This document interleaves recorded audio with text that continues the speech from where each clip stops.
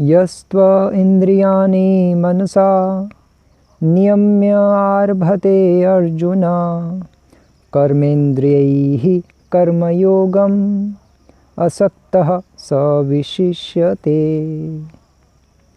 हरे कृष्णा। तो ये है 7वां श्लोक तीसरे अध्याय का। कल हमने चर्चा की थी कर्मेंद्रियानि संयम्य, इस श्लोक की, जो छठा श्लोक था, कि कर्म इंद्रियों को संयम में करते हैं जो लोग, यह आस्ते मनसा स्मरण, लेकिन मन ही मन में फिर स्मरण करते रहते हैं किसका?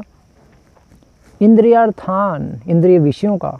विमूढ़ आत्मा, वो मूर्ख लोग हैं जो ऐसा करते हैं, अपने सब स्वधर्म को छोड़ के, प्रिस्क्राइब ड्यूटी को छोड़ के, कर्म मतलब अपनी जो वर्णाश्रम के अंतर्गत जो प्रिस्क्राइब ड्यूटी है उसको छोड़ छाड़ के बैठ जाते हैं, जिस तरह से तुम छोड़ने जा रहे हो अर्जुन।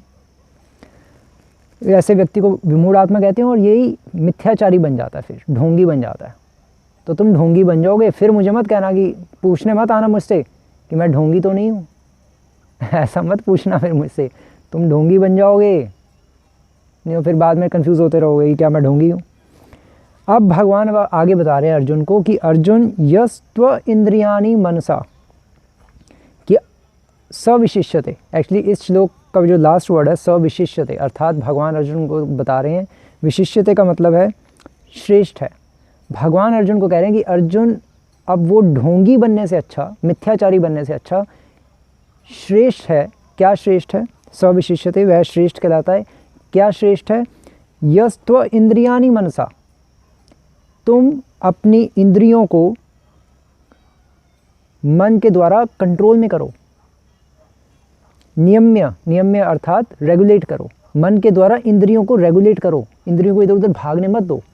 या जिस तरह से मैं तुम्हारा अभी रथ हाँक रहा हूँ अर्जुन, मैं तुम्हारा सारथी बना ना, तो मैं तुम्हारे रथ को रेगुलेट कर रहा हूँ ना, घोड़े नहीं तो इधर उधर भागते रहेंगे, तुम पागल ही हो जाओगे, कैसे युद्ध करोगे। तो मैं इसलिए तो तुम्हारा, मैं रेगुलेटर ही तो बनाऊँ, तुम्हारे घोड़ों को रेगुलेट कर रहा हूँ ना।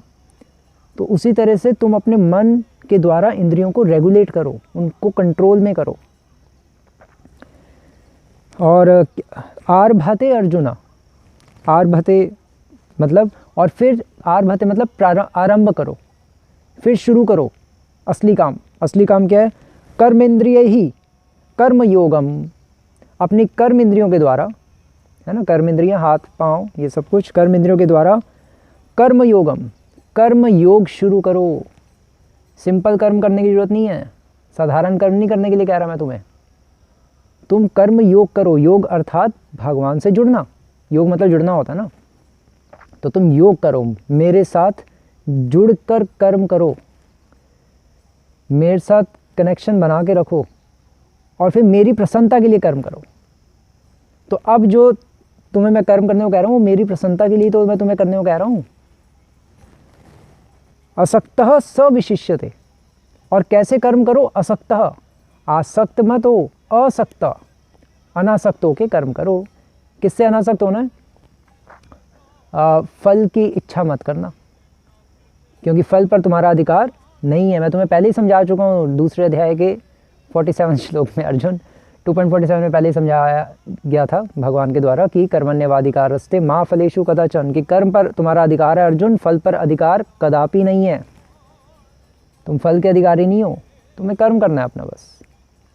तो वही भगवान यहाँ पर कह रहे हैं कि तुम असक्त होके अपना कर्म योग करो। वही असली योगी वही है, वो नहीं जो जंगल में जाके बैठ गया और अपना सेंस ऑब्जेक्ट्स पर ध्यान लगा रहा है, इंद्रिय विषयों का चिंतन कर रहा है और भगवा कपड़ा पहन के बैठ गया। नहीं, सन्यासी, अर्जुन को भगवान समझाना चाह रहे हैं इस श्लोक के द्वारा कि सन्यासी केवल भगवे कपड़े से नहीं बना जाता, या केवल घर बाहर छोड़ने से सन्यासी नहीं बना जाता। सन्यासी बना जाता है यहाँ से, जब हम कर्म करेंगे भगवान के लिए और उसके फल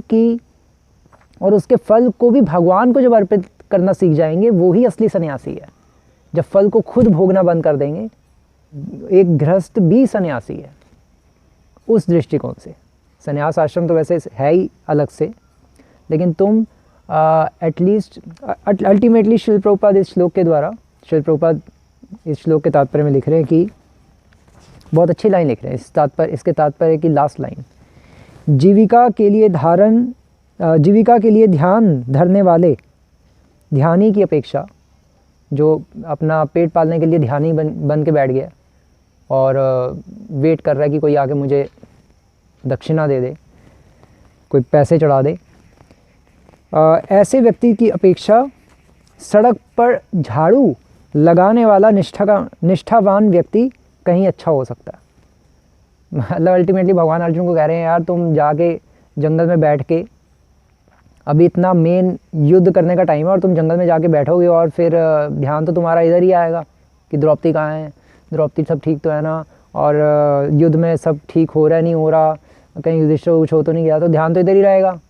तो इससे अच्छा जब जमा जाके तुमने इधर कहीं सोचना, तो इससे अच्छा हो भैया तुम अपना एक सिंपल लाइफ लीड कर लो और अपना जैसे मैं कह रहा हूँ वैसे करते रहो। युद्ध करो यार, क्यों अपना दिमाग ख़राब कर रहे हो तुम। एक सिंपल बात समझ नहीं आ रही कि युद्ध करना है। अब तुम कह रहे हो कि नहीं मेरे सारे रिश्तेदार खड़े हैं, मैं कह रहा हूँ कि वो रिश्तेदार हैं ही नहीं, तो तुम्हें लग रहा है तुम पूरी तरह से माया में हो।